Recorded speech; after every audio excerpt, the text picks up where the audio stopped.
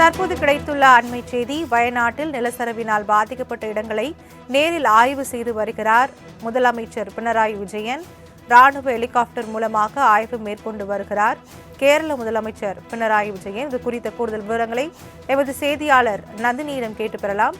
வணக்கம் நந்தினி, விவரங்கள் என்ன பதிவு பண்ணலாம்?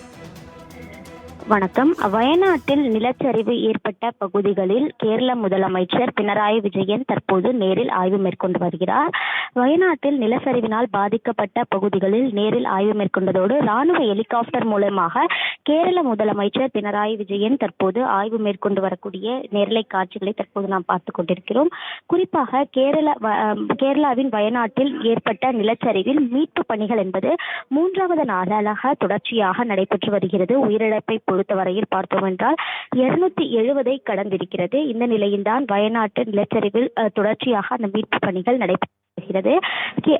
கேரள மாநிலம் முண்டகையில் ஏற்பட்ட பயங்கர நிலச்சரிவில் வட மாநிலத்தவர் மட்டுமல்லாமல் தொடர்ச்சியாக பலரும் சிக்கி உயிரிழந்திருக்கிறார்கள். இந்த நிலையில்தான் கடந்த 2 நாட்களாக தொடர்ச்சியாக அங்கு மீட்பு நடைபெற்று வரக்கூடிய நிலையில் கேரள முதலமைச்சர் விஜயன் தற்போது நேரடியாக ஆய்வு மேற்கொண்டு வருகிறார். ஹெலிகாப்டர் மூலம் அந்த மீட்பு என்பது தொடர்ச்சியாக நடைபெற்று வரக்கூடிய நிலையில் தற்போது ராணுவ ஹெலிகாப்டர் மூலமாக கோழிக்கோடு முதல் வயநாடு வரை முதலமைச்சர் பினராயி விஜயன் ஆய்வு மேற்கொண்டு வருவது குறிப்பிடத்தக்கது. விவரங்களுக்கு நன்றி நந்தினி.